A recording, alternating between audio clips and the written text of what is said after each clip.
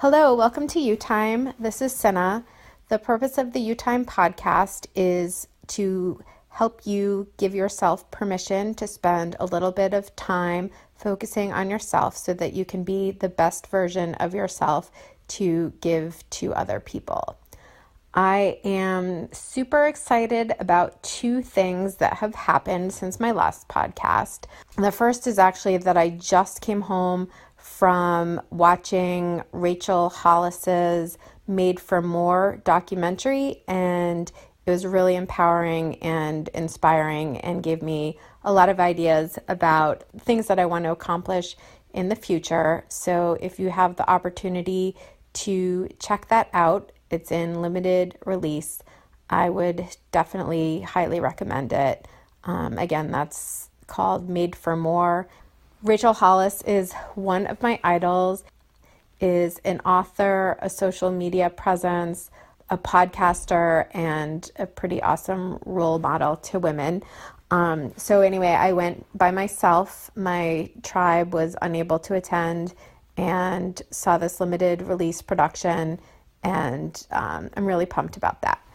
The second thing that happened that was really exciting for me was that I got my first ever email from a listener, and it was someone writing in sharing her happiness song as a follow-up to my last podcast on the power of music. And her happiness song is called Watershed by the Indigo Girls. We don't have to get into the fact that this is one of my best friends from college, but I do appreciate her taking some time to write to me, and it means a lot to know that I have some friends listening. So the topic that I wanted to talk about today is travel. And if you've listened to my other podcast, my interview with my son, travel is one of my very favorite things to do in life. I have been very fortunate that I grew up in a household where travel was a priority. Both of my parents loved to travel. They took my sister and I to amazing places in Europe and instilled, I think, in both of us passions for traveling. My mother's family lived or still lives in Scandinavia, and we would go there every couple of years, often stopping in another European city as sort of a layover destination. But my parents would extend our time there to be like a week-long adventure, and it was always amazing, even if I didn't recognize it at the time, particularly when I was in high school and was missing boyfriends and 90210 and other things that made me homesick. I also had the opportunity to go on a really cool trip to South America with my college swim team my senior year. We went to Venezuela, and that was a blast. I didn't go to Disney World until my 20s. I went twice, and it was a lot of fun both times. But then I sort of fell into a period where I didn't travel very much. My ex-husband wasn't a big travel bug. Financially, I didn't have the resources to travel a lot. And then, I became a mom and life got really crazy. So the big trips kind of got put to the wayside. More recently, travel has come back into my life in sort of a bigger and grander fashion. Also, my son has been very fortunate where my parents have been taking him on trips. So at, 10 years old, he has a very impressive passport. He has been to Norway, Italy, England, and France. And my parents just surprised him with a trip coming up this spring to Germany. So he is a very lucky kid. So for me, while I wasn't taking those big exotic trips, so I sort of felt like, wow, I had this huge thing that I was really passionate about, and I kind of let it go by the wayside. But then I realized, that while I didn't have the resources or the time or the money, or the vacation time or all the other reasons, we list to kind of excuse us from doing things that are important to us, I reflected, and there were still lots of things that I was still doing. They were just sort of scaled down a little bit. Sometimes travel can just be hopping in the car and going for a drive, maybe with the intention of making it to a new city, or maybe just, looking out the window and daydreaming or looking at houses or nature, things like that.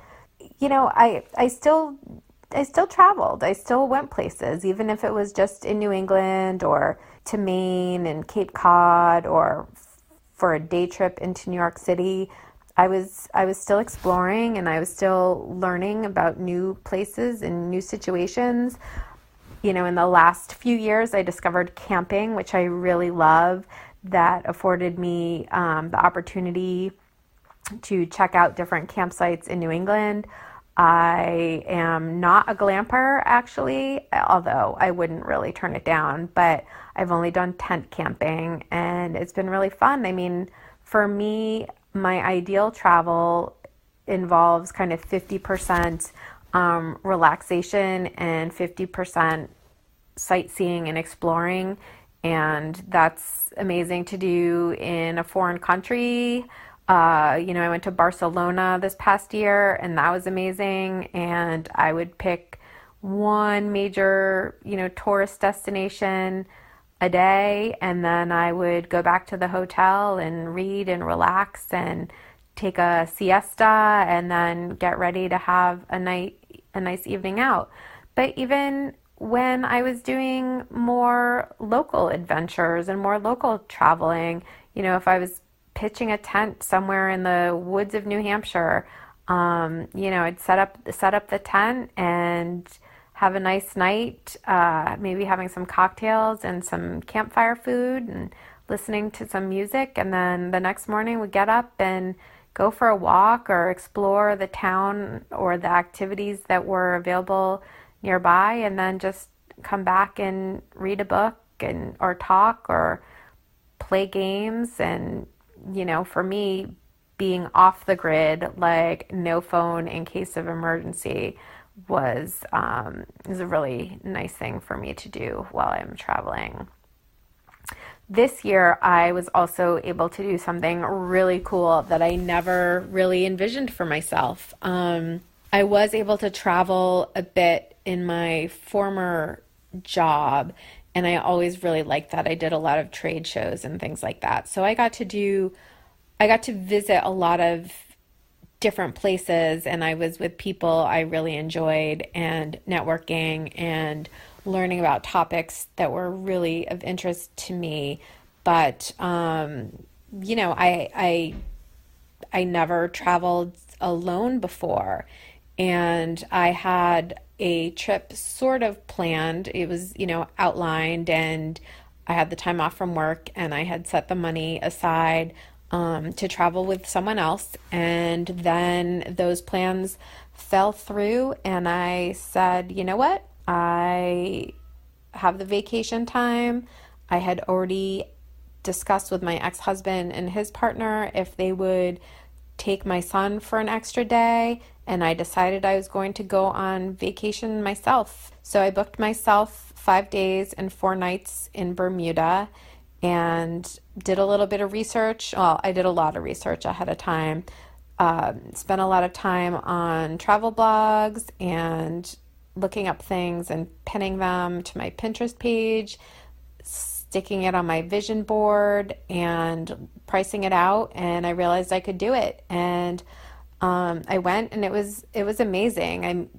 I kind of pictured this sedentary sit on the beach with a book and just relax and unwind, but it ended up being a really nice blend of doing exactly that. And getting a few spa treatments which was really fantastic, but also going on adventures. I, took the shuttle and explored the different towns. I went to a couple beaches that I wasn't expecting I was going to go to. I tried paddleboarding, which was really, really amazing and had always been on my bucket list. And I really think that little trip was one of the best gifts that I've ever given myself. So it's sort of a newfound priority for me. And, visualize it, research it, pin it, stick it on the vision board, follow that place on social media, and, make a list of all the places you want to go. Travel for everybody, it's relative, right? It has to do with your resources, including time and money and your family commitments. And, it does not have to be, 10 days in Europe or a Caribbean cruise. It can be smaller. It's great to make a big bucket list, and then whittle it down into more tangible steps. Think about where you want to go, when you want to go, and who you want to go with. This could be a big family trip. This could be a girlfriend trip. This could be getting away with friends, or this could be, time for yourself. It all depends on you and what you kind of want to get out of it. But, for me, submersing myself in social media, I have things in my Instagram feed of places that I want to go, or I follow different people who travel a lot.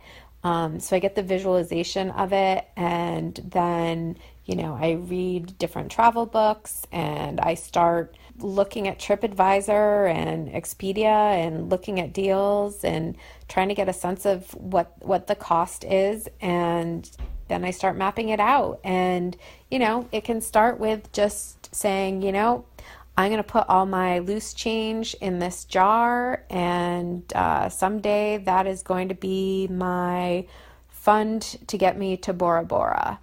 And that's actually my number one bucket list when I'm a millionaire, dream vacation, one of those villas perched on top of the water with a glass bottom so you can see the fish, and my own little pool or a hot tub, maybe alone, maybe with my romantic partner, I don't know. But that is when I know that I've made it, when I'm recording podcasts from Bora Bora. I have a friend whose house I cleaned for him as a favor after he had done something very kind for me. And man, did this man have change all over his house. I mean, he had empty gallon jugs full of change. He had drawers full of change. If that man rolled up all those coins and brought them to the bank, he'd be taking the both of us to Bora Bora. So, start small if that's what you have to work with. I mean, again, not all of us have the resources. We don't have the time. We don't have the money. We've got so much on our plates. We are juggling a lot. If travel is one of your things, try to make it happen. You can just hop in the car and go for a 2-hour drive with or without a destination in mind. You can do it with your favorites or do it alone. Take an hour drive to, one of your state parks and grab a book and bring a snack and walk around, or just sit on a bench and read or people watch. Go to a beach, spend an afternoon at the beach with your friends and your family, or go by yourself with a book or your phone and listen to some podcast that you really like. You don't have an hour? Take a book out of the library about where you want to go. Read it a page at a time. And, even just the act of reading about a place can kind of help you visualize it and take you on your own mini little vacation. Watch Rick Steves on PBS. He goes all kinds of cool places. There's tons of other travel shows you can watch on TV. You always wanted to go to Tuscany, don't know how or when, or if you can make that happen, watch Under the Tuscan Sun. I mean, even just taking that small pause from your daily life can, be restorative and also ignite dreams and help you visualize how you want to get there. You don't have time for that? The mission of this podcast is helping you figure out how to just take those few minutes for yourself so that you can be your best self. Find a picture online that you really like of a place that you want to go and stare at it and visualize it, and and you're there for those 5 minutes. My Instagram feed is full of places I want to go. I mean, I have a specific hotel in Amsterdam that I have on my list. So if and when I ever make it to Amsterdam, I know where I'm staying and I know what my first meal is going to be.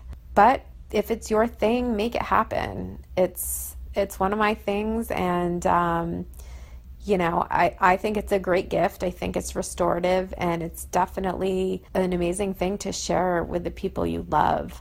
And sometimes, who you love is you.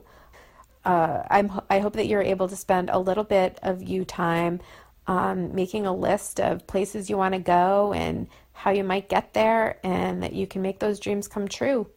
If you have any ideas of places that you want to travel, I'd love to hear about them, as well as if you have any future topics to talk about in UTime. You can email me at utime2019@gmail. That's utime, one word, 2019@gmail. You can also follow me on Twitter at Cinnawing, or you can follow me on Instagram at Cinnawing, and share your friends. I'd love this to turn into my thing. So have a good night and safe travels.